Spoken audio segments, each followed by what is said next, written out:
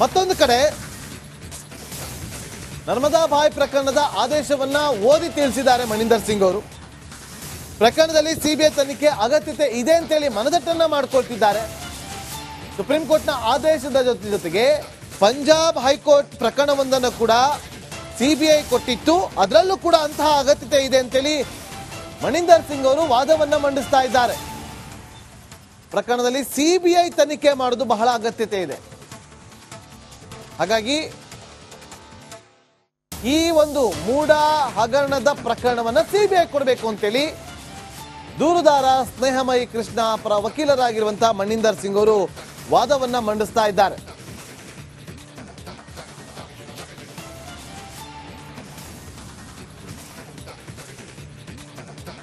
ಧಾರವಾಡದ ಹೈಕೋರ್ಟ್ನ ಪೀಠದಲ್ಲಿ ನಡೀತಾ ಇರುವಂತಹ ವಿಚಾರಣೆ ಮತ್ತಷ್ಟು ಮಾಹಿತಿಯನ್ನು ಕೊಡೋದಕ್ಕೆ ನಮ್ಮ ಪ್ರತಿನಿಧಿ ಧಾರವಾಡದ ಹೈಕೋರ್ಟ್ನ ಮುಂಭಾಗದಿಂದಲೇ ಡಿ.ವಿ. ಕಮಾರ್ ನೇರ ಸಂಪರ್ಕದಲ್ಲಿ ಜಾಯ್ನ್ ಆಗಿದ್ದಾರೆ. ಕಮಾರ್, ಹೇಗೆ ಸಾಗ್ತಾ ಇದೆ ವಾದ? ನಾಗೇಂದ್ರ ಬಾಬು, ಏನು ಧಾರವಾಡದ ಹೈಕೋರ್ಟ್ನಲ್ಲಿ ಇವತ್ತು ಏನು ಸಿಬಿಐಗೆ ವಹಿಸಬೇಕು ಮುಡಾ ಕೇಸ್ ಅನ್ನೋದ್ರ ಸಂಬಂಧಪಟ್ಟಂತೆ ಸ್ನೇಹಮಯಿ ಕೃಷ್ಣ ಅವರು ಸಲ್ಲಿಸಿರುವಂತಹ ಒಂದು ಅರ್ಜಿಗೆ ಸಂಬಂಧಪಟ್ಟಂತ ವಿಚಾರಣೆ ಈಗಾಗಲೇ ಆರಂಭಗೊಂಡಿದೆ. ಅದರ ಜೊತೆಗೆ ಲೋಕಾಯುಕ್ತರು ಮುಚ್ಚಿದ ಲಕೋಟೆಯಲ್ಲಿ ಏನೋ ಒಂದು ಇಲ್ಲಿವರೆಗೆ ಆಗಿರುವಂತಹ ತನಿಖೆ ಒಂದು ವರದಿಯನ್ನು ಕೂಡ ಈಗಾಗಲೇ ಸಲ್ಲಿಸಿದ್ದಾರೆ. ಇದನ್ನ ಮಧ್ಯಂತರ ತನಿಖಾ ವರದಿ ಅಂತ ಹೇಳ್ಬೋದು. ಯಾಕಂದ್ರೆ ಇನ್ನೂ ಕೂಡ ತನಿಖೆ ಮುಂದುವರಿಬೇಕಾಗಿದೆ. ಈಗ ಇಲ್ಲಿವರೆಗೆ ಆಗಿರುವಂತಹ ತನಿಖಾ ವರದಿಯನ್ನು ಸಲ್ಲಿಸಿ ಮುಂದೆ ಕೂಡ ನಮಗೆ ತನಿಖೆಗೆ ಕೂಡ ಅವಕಾಶ ಕೊಡಬೇಕನ್ನುವಂತ ಸಮಯಾವಕಾಶವನ್ನು ಕೂಡ ಇವತ್ತು ಏನಂತ ಲೋಕಾಯುಕ್ತರು ಕೇಳುವಂತ ಸಾಧ್ಯತೆ. ಅದರ ಜೊತೆಗೆ ಏನು ಸ್ನೇಹಮಯಿ ಕೃಷ್ಣ ಪರ ವಕೀಲರು ಮಣಿಂದರ್ ಸಿಂಗ್ ಅವರಿಗೆ ಸಾಕಷ್ಟು ವಾದವನ್ನು ಮಾಡ್ತಾರೆ. ದೇಶದ ಬೇರೆ ಬೇರೆ ಕಡೆಗಳಲ್ಲಿ ನಡೆದಿರುವಂತಹ ಪ್ರಕರಣಗಳನ್ನ ಉದಾಹರಣೆಯಾಗಿ ಇಟ್ಟುಕೊಂಡು ನರ್ಮದಾ ಬಾಯ್ ಪ್ರಕರಣ, ಪಂಜಾಬ್ನಲ್ಲಿ ನಡೆದಿರುವಂತಹ ಪ್ರಕರಣಗಳನ್ನೆಲ್ಲವನ್ನು ಎಳೆ ಎಳೆಯಾಗಿ ಏನಂತಾರೆ ಸವಿಸ್ತಾರವಾದಂತಹ ಒಂದು ಮಾಹಿತಿಯನ್ನು ಇಟ್ಟುಕೊಂಡು ವಾದ ಮಾಡ್ತಾ ಇದ್ದಾರೆ. ಯಾವಾಗ ಒಂದು ಪ್ರತಿಷ್ಠಿತ ರಾಜಕಾರಣಿಗಳು ಒಂದು ಪ್ರಕರಣಗಳಲ್ಲಿ ಭಾಗಿಯಾಗಿರ್ತಾರೆ, ಅದನ್ನ ಪೊಲೀಸ್ ಹಂತದಲ್ಲಿರುವಂತಹ ತನಿಖಾ ಸಂಸ್ಥೆಗಳಿಂದ ತನಿಖೆ ಮಾಡೋದಕ್ಕಾಗೋದಿಲ್ಲ. ಅವರ ಮೇಲೆ ಪ್ರಭಾವ ಬೀರುವಂತಹ ಸಾಧ್ಯತೆಗಳು ಹೆಚ್ಚಾಗಿರ್ತವೆ. ಹೀಗಾಗಿ ಯಾವುದೇ ರೀತಿಯ ಇಂಥ ಪ್ರಕರಣಗಳಾದಾಗ ಪ್ರಭಾವಿ ರಾಜಕಾರಣಿಗಳ ಮೇಲೆ ಆರೋಪ ಕೇಳಿ ಬಂದಾಗ ಸ್ವತಂತ್ರವಾದ ತನಿಖಾ ಸಂಸ್ಥೆ ಮೂಲಕವಾಗಿ ಒಂದು ವಿಚಾರಣೆ ನಡೆಸಬೇಕಾಗುತ್ತೆ, ತನಿಖೆ ನಡೆಸಬೇಕಾಗುತ್ತೆ. ಹೀಗಾಗಿ ಈ ಒಂದು ಸಂಪೂರ್ಣ ಪ್ರಕರಣ ಏನಿದೆ, ಮೂಡಾ ಕೇಸ್ ಇದೆ, ಇದನ್ನು ಸಂಪೂರ್ಣವಾಗಿ ಸಿಬಿಐ ತನಿಖೆಗೆ ವಹಿಸಬೇಕು. ಸಿಬಿಐ ತನಿಖೆನೇ ಇದಕ್ಕೆ ಸೂಕ್ತ ಅನ್ನುವಂಥ ವಾದವನ್ನ ಈಗ ಮಣಿಂದರ್ ಸಿಂಗ್ ಅವರು ಮಾಡ್ತಾ ಇದ್ದು, ಅದರ ಜೊತೆಗೆ ಏನಂತಂದ್ರೆ ಮೂಲ ನಿವೇಶನ ಇದೆ, ಮೂಲ ನಿವೇಶನ ಮಾಲೀಕರೇನಿದ್ದಾರೆ ಅವರ ಪರ ವಕೀಲರು ಇರ್ಬೋದು, ರಾಜ್ಯ ಸರ್ಕಾರದ ಪರ ವಿಶೇಷ ಪ್ರತಿನಿಧಿ ಕಪಿಲ್ ಸಿಬಲ್ ಅವರು ಇರ್ಬೋದು, ಸಿದ್ದರಾಮಯ್ಯ ಪರ ವಕೀಲರು ಕೂಡ ಎಲ್ಲರೂ ಕೂಡ ಈಗಾಗಲೇ ಹಾಜರಿದ್ದಾರೆ. ಏನು ಮಣಿಂದರ್ ಸಿಂಗ್ ಅವರು ಸುದೀರ್ಘವಾದಂತಹ ಒಂದು ವಾದ ಮಂಡನೆ ಈಗ ಮಾಡ್ತಾ ಇದ್ದು, ಸಂಪೂರ್ಣವಾಗಿ ಪಂಜಾಬ್ ನಡೆಯಿತು ಒಂದು ಪ್ರಕರಣ ಇರ್ಬೋದು, ನರ್ಮದಾ ಬಾಯ್ ಪ್ರಕರಣ ಇರ್ಬೋದು, ಈ ಎಲ್ಲ ಪ್ರಕರಣಗಳು ಏನೇನಾಗಿತ್ತು ಆ ಪ್ರಕರಣಗಳಲ್ಲಿ ಸುಪ್ರೀಂ ಕೋರ್ಟ್ ಯಾವ ರೀತಿಯ ಒಂದು ಆದೇಶವನ್ನು ನೀಡಿತ್ತು ಅವೆಲ್ಲವನ್ನು ಇಟ್ಟುಕೊಂಡು ಏನಂತಾರೆ ಅವನು ಆಧಾರವಾಗಿ ಇಟ್ಟುಕೊಂಡು ಸಿಬಿಐ ತನಿಖೆನೇ ಸೂಕ್ತ ಅನ್ನುವಂತ ಒಂದು ವಾದ ಮಾಡ್ತಾ ಇದ್ದು, ಈಗ ಏನಂತಾರೆ ಸುದೀರ್ಘವಾದಂತ ವಾದ ನಡೀತಾ ಇದ್ದು. ಇದಕ್ಕೆ ಸಂಬಂಧಪಟ್ಟಂತೆ ಏನು ಸಿಎಂ ಪರ ವಕೀಲರು ಇರ್ಬೋದು, ಅದ್ರ ಜೊತೆಗೆ ಏನಂತಾರೆ ಬೇರೆ ಬೇರೆ ಇದಕ್ಕೆ ಪ್ರತಿವಾದ ಮಾಡೋರು ಯಾವ ರೀತಿ ಒಂದು ಪ್ರತಿವಾದವನ್ನು ಮಾಡ್ತಾರೆ ನೋಡ್ಬೇಕು. ಇದೀಗ ಇನ್ನೂವರೆಗೂ ಕೂಡ ಮಣಿಂದರ್ ಸಿಂಗ್ ಅವರ ವಾದ ಏನಂತಾರೆ ಸುದೀರ್ಘವಾಗಿ ಈಗ ನಡೀತಾ ಇದೆ. ನಾಗೇಂದ್ರ ಬಾಬು, ಓಕೆ, ಹಾಗೆ ಸಂಪರ್ಕದಲ್ಲೇ ಇರಿ ಕಮಾರ್, ಮತ್ತೆ ನಿಮ್ಮನ್ನ ಸಂಪರ್ಕ ಮಾಡ್ತೀನಿ. ಮತ್ತೊಂದು ಬ್ರೇಕಿಂಗ್ ಅಪ್ಡೇಟ್ ಲಭ್ಯವಾಗ್ತಾ ಇದೆ. ಈ ಪ್ರಕರಣದಲ್ಲಿ ಸ್ವತಂತ್ರ ತನಿಖೆ ಆಗಬೇಕಾದಂತ ಅಗತ್ಯತೆ ಇದೆ. ಯಾಕೆಂದ್ರೆ ಸ್ಥಳೀಯವಾಗಿ ತನಿಖೆ ಆದ್ರೆ ಸ್ಥಳೀಯ ರಾಜಕಾರಣಿಗಳ ಪ್ರಭಾವ ಹೆಚ್ಚಾಗಿರುತ್ತೆ. ಸ್ಥಳೀಯ ಪೊಲೀಸರಿಗೆ ತನಿಖೆ ಮಾಡೋದು ಅಷ್ಟು ಸುಲಭದ ವಿಚಾರ ಅಲ್ಲ, ಅದು ಅಸಾಧ್ಯ. ಅವರು ಸ್ವತಂತ್ರವಾಗಿ ಅವರು ತನಿಖೆಯನ್ನ ಮಾಡೋದಕ್ಕೆ ಸಾಧ್ಯವಿಲ್ಲ ಅಂತೇಳಿ ಮಣಿಂದರ್ ಸಿಂಗ್ ಅವರು ವಾದವನ್ನ ಮಂಡಿಸ್ತಾ ಇದ್ದಾರೆ. ಕಮಾರ್, ನೋಡಿ, ಇಲ್ಲಿ ಒಂದು ಅಷ್ಟು ವಿಚಾರಗಳನ್ನ ಇಲ್ಲಿ ಮಣಿಂದರ್ ಸಿಂಗ್ ಅವರು ದೂರುದಾರ ಸ್ನೇಹಮಯಿ ಕೃಷ್ಣ ಅವರ ಪರ ವಕೀಲರು ಮಂಡಿಸ್ತಾ ಇದ್ದಾರೆ. ಯಾವ ಕಾರಣಕ್ಕೋಸ್ಕರ ಇಲ್ಲಿ ಸ್ಥಳೀಯ ಸಂಸ್ಥೆಗಳು ತನಿಖೆಯನ್ನ ಮಾಡಬಾರ್ದು ಅನ್ನೋದನ್ನ ಇಲ್ಲಿ ಮನದಟ್ಟು ಮಾಡಿಕೊಡುವಂತ ಕೆಲಸವನ್ನ ಮಾಡ್ತಾ ಇದ್ದಾರೆ. ಅಷ್ಟೇ ಅಲ್ಲದೆ ರಾಜಕೀಯವಾಗಿ ಪ್ರಭಾವ ಬೀರುವಂತ ಸಾಧ್ಯತೆ ಇದೆ ಅಂತೇಳಿ ಅವರು ಅಲ್ಲಿ ತಿಳಿಸ್ತಾ ಇದ್ದಾರೆ. ಈಗ ಸದ್ಯಕ್ಕೆ ಏನೆಲ್ಲ ಆಗ್ತಾ ಇದೆ ಕೋರ್ಟ್ನಲ್ಲಿ?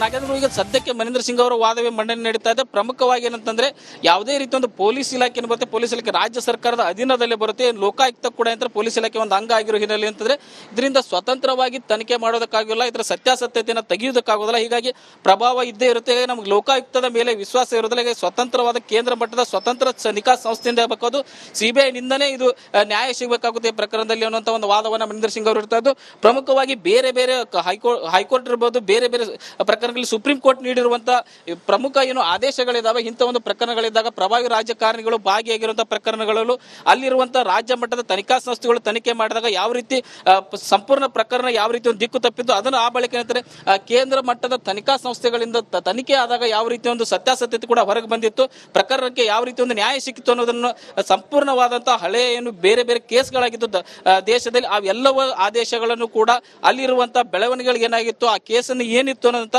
ಸಮಗ್ರವಾದ ಸವಿವರವಾದಂತಹ ವರದಿಗಳ ಮೂಲಕ ಏನಂತಾರೆ ಮನಿಂದರ್ ಸಿಂಗ್ ಅವರು ಇವತ್ತು ಕೋರ್ಟ್ಗೆ ಬಂದಿದ್ದು.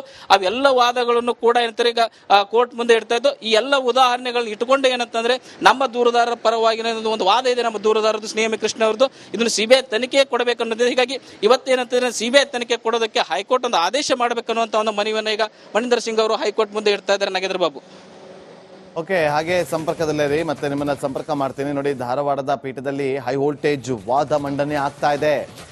ಹಾಗಾಗಿ ಇದಕ್ಕೆ ಪ್ರತಿಯಾಗಿ ಪ್ರತಿವಾದವನ್ನ ಹೇಗೆ ಮಂಡನೆ ಮಾಡ್ತಾರೆ ಅಭಿಷೇಕ್ ಮನು ಸಿಂಘ್ವಿ ಅವರು ಅನ್ನೋದು ಬಹಳ ಕುತೂಹಲ ಕೆರಳಿಸ್ತಾ ಇದೆ. ಧಾರವಾಡದ ಹೈಕೋರ್ಟ್ನ ಪೀಠದಲ್ಲಿ ನಡೀತಾ ಇರುವಂತಹ ಅರ್ಜಿ ವಿಚಾರಣೆ. ಈ ಅರ್ಜಿ ಸಲ್ಲಿಸಿರೋದು ದೂರುದಾರ ಸ್ನೇಹಮಯಿ ಕೃಷ್ಣ ಅವರು. ಸಿಎಂ ಸಿದ್ದರಾಮಯ್ಯ ಅವರಿಗೆ ಮೂಡ ಟೆನ್ಷನ್ ದಿನದಿಂದ ದಿನಕ್ಕೆ ಹೆಚ್ಚಾಗ್ತಾ ಇದೆ ಅಂದ್ರೂ ಕೂಡ ತಪ್ಪಾಗೋದಿಲ್ಲ. ಸಿಬಿಐಗೆ ತನಿಖೆಗೆ ವಹಿಸಬೇಕು ಅನ್ನುವ ಅರ್ಜಿ ವಿಚಾರಣೆ ಈಗ ಕೋರ್ಟ್ನಲ್ಲಿ ನಡೀತಾ ಇದೆ. ಧಾರವಾಡ ಹೈಕೋರ್ಟ್ ಪೀಠದಲ್ಲಿ ವಿಚಾರಣೆ ಆರಂಭ ಆಗಿದೆ. ಸ್ನೇಹಮಯಿ ಕೃಷ್ಣ ದೂರುದಾರ ಅವರು ಸಲ್ಲಿಸಿದಂತಹ ಅರ್ಜಿ ವಿಚಾರಣೆ ಈಗ ನಡೀತಾ ಇದೆ. ಮುಡಾ ಕೇಸ್ ಸಿಬಿಐಗೆ ನೀಡಬೇಕು ಅಂತೇಳಿ ಸ್ನೇಹಮಯಿ ಕೃಷ್ಣ ಅವರು ಅರ್ಜಿಯನ್ನ ಸಲ್ಲಿಸಿದ್ರು.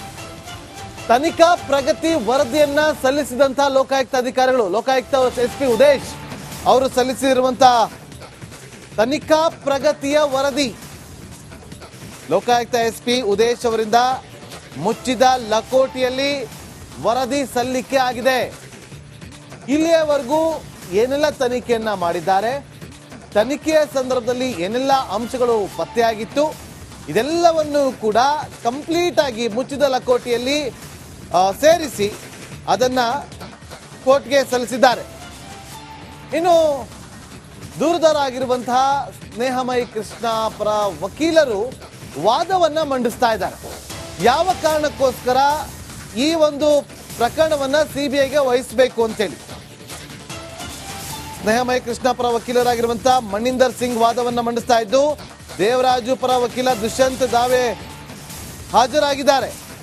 ಸಿದ್ದರಾಮಯ್ಯ ಪರ ವಕೀಲರಾಗಿರುವಂತಹ ಅಭಿಷೇಕ್ ಮನು ಸಿಂಘ್ವಿ ಕೂಡ ಹಾಜರಾಗಿದ್ದಾರೆ.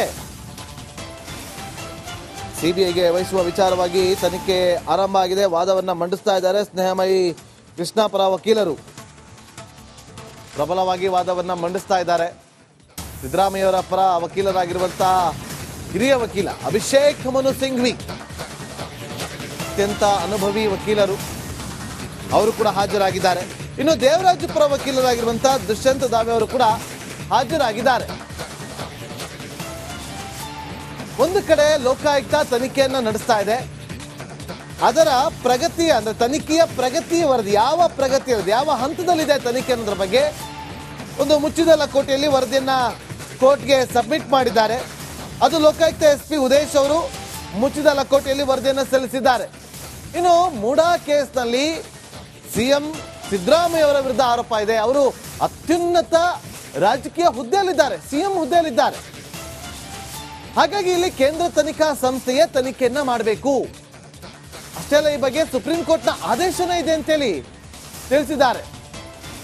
ಸುಪ್ರೀಂ ಕೋರ್ಟ್ ಆದೇಶವನ್ನು ಕೂಡ ಓದಿದ್ದಾರೆ ಮನಿಂದರ್ ಸಿಂಗ್ ಅವರು.